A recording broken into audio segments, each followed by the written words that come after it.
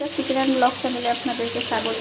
এখানে একদম আলু ভাজতে বসিয়ে দিয়েছি, তারপরে আপনাদের সামনে চলে আসলাম। আলুটা ভাজা হচ্ছে আর এই পাশে হচ্ছে মুরগি রান্না করব। দেখুন ব্রয়লার মুরগিটা আমি ভেজে নিচ্ছি। আমি কিন্তু সবসময় ব্রয়লার মুরগি ভেজেই রান্না করি। তারপরে এই পাশে আমি মশলা কষাবো, তারপরে মুরগিটা দিয়ে দেবো। আলু ভাজা শেষ, আর একটুখানি তেল দিয়ে এখানে আমি গরম মশলা তেজপাতা ফোড়ন দিয়ে দিয়েছি। আর এখন মশলা রেডি করে রেখেছি, দিয়ে দিলাম এখানে আদা রসুন পেঁয়াজ। এরপরে একই সাথে আমি গোটা রসুন আর বেশ অনেকটা টমেটো দিয়ে দিই। এখন আমি এখানে সব মশলা দিয়ে দিলাম, গুঁড়া মশলাগুলো দিয়ে আমি এখন এখানে কষাবো, যেটা নিত্যদিনের মশলা, লবণ হলুদ ঝালের গুঁড়া জিরা ধনিয়ার গুঁড়া। আমি এটাকে এখন সুন্দর করে কষিয়ে নেব। এই পাশে মুরগিটা এখনও ভাজা হচ্ছে।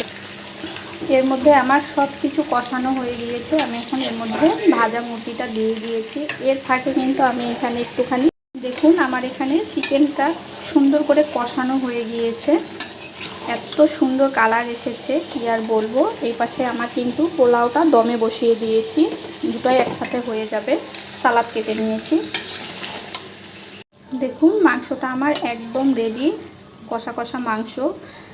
কেমন লাগলো রেসিপিগুলো জানাবেন। ভালো লাগলে চ্যানেলের পাশে ফলো দিয়ে রাখবেন, লাইক শেয়ার করে দেবেন। ধন্যবাদ সবাইকে দেখার জন্য। আর এই